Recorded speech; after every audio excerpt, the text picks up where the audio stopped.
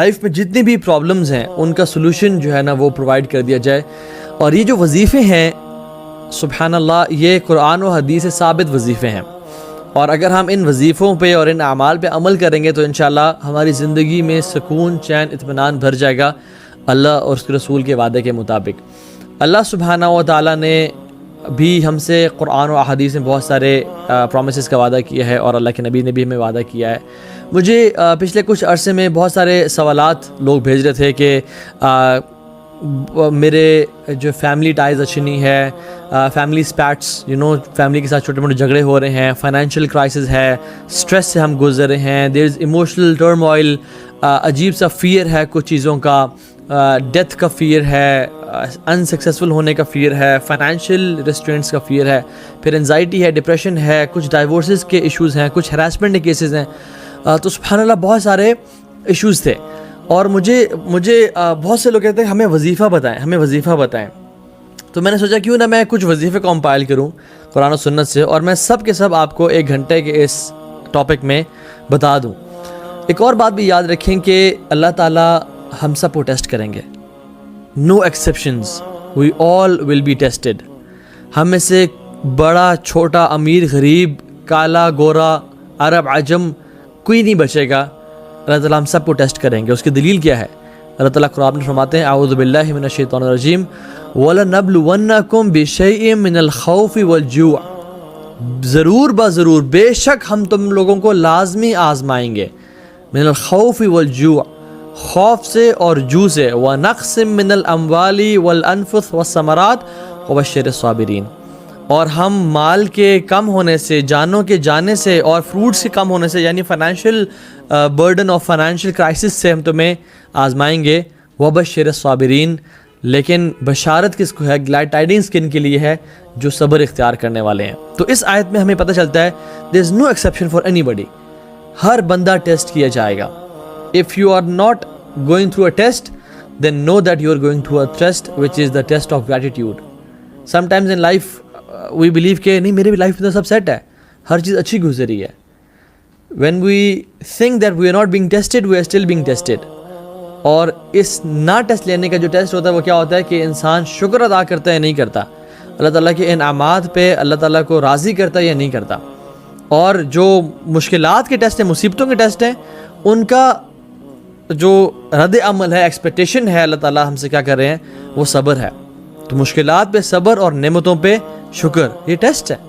Every reunion is followed by separation, ان مع العسر یسرا. Every good times are followed by bad times. Every laugh is followed by a cry. تو we all will be tested in life. Now کامیابی کے وظیفے. پہلی بات تو یہ ہے کہ اسلام اللہ اور رسول کی باتیں ماننے کا دین ہے، منانے کا دین نہیں ہے.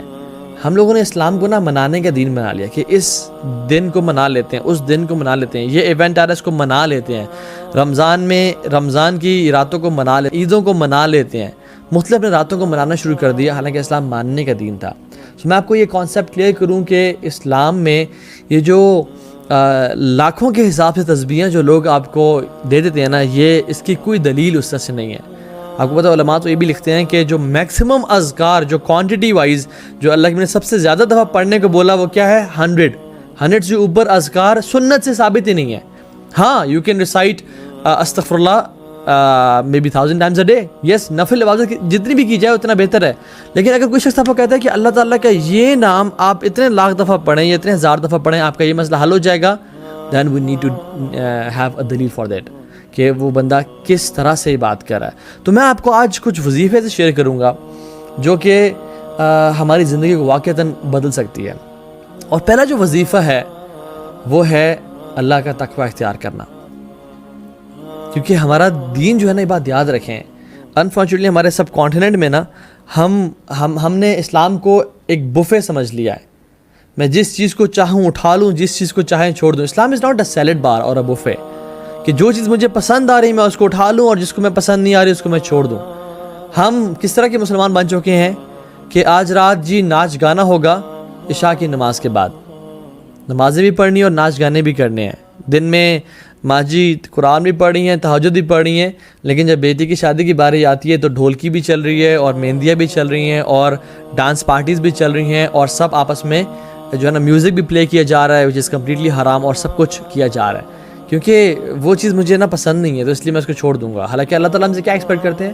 یا ایھا الذین آمنوا ادخلوا فی السلم کافہ، اے لوگوں جو ایمان لائے ہو، ادخلوا فی السلم کافہ، اسلام میں پورے کے پورے داخل ہو جاؤ۔ یہ 50-50 دین نہیں چلے گا، یہ بفے کا کانسیپٹ اسلام میں نہیں چلے گا۔ سو دا فرسٹ وظیفہ از تقوی آف اللہ سبحانہ و تعالیٰ۔ اللہ تعالیٰ اچھا تقوی کا مطلب کیا ہے؟ چلیں آپ کو پہلے یہ بتاتا ہوں۔ تقوی کا مطلب یہ ہے کہ گناہوں کو چھوڑنا اور نیک اعمال کرنا، نیکیوں کی طرف آگے بڑھنا، فرائض کو پورا کرنا، نوافل کی بات نہیں کر رہا، فرائض کو کم از کم پورا کرنا اور ہر قسم میں گناہ سے بچنا، یہ تقوی ہے۔ ابو ہریرہ رضی اللہ تعالیٰ عنہ سے پوچھا گیا کہ تقوی کیا ہے؟